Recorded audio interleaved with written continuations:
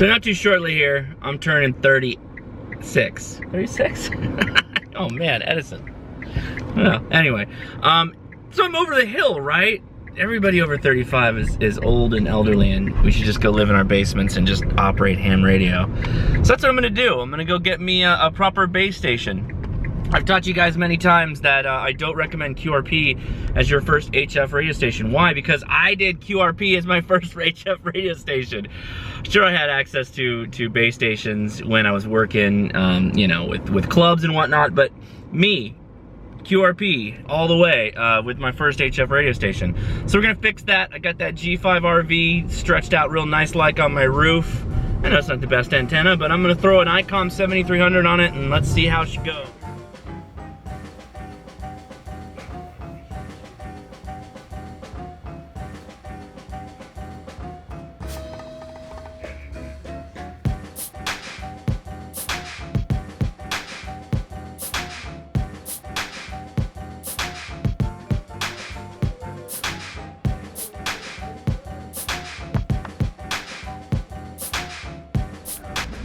Ooh, nice. That's a full Drake right there. That's pretty cool. What? Oh. A Drake. Nice stuff here.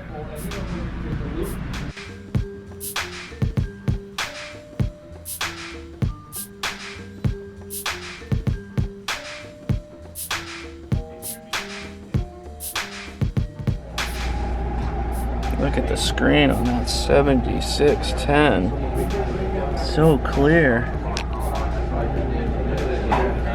A little bit smaller with the 7300, but screen's a little bit rougher.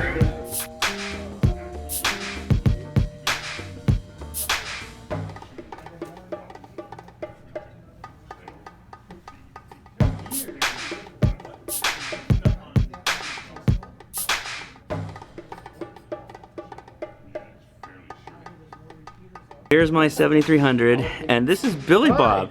Billy Bob's the guy who sold me my first ham radio, a Yaesu FT60 in 2007. So thanks, Billy Bob, for helping me get my first base station here. Excellent. Glad to help. Hey, you see we're watching. I'm using them as a trunk tracker. Billy Bob is just referred to as my ham radio pusher. That's true.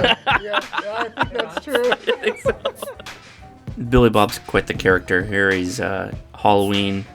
He's got his wife there with him, and sitting next to him, or standing next to him, that's Gordon West. Yeah, pretty cool.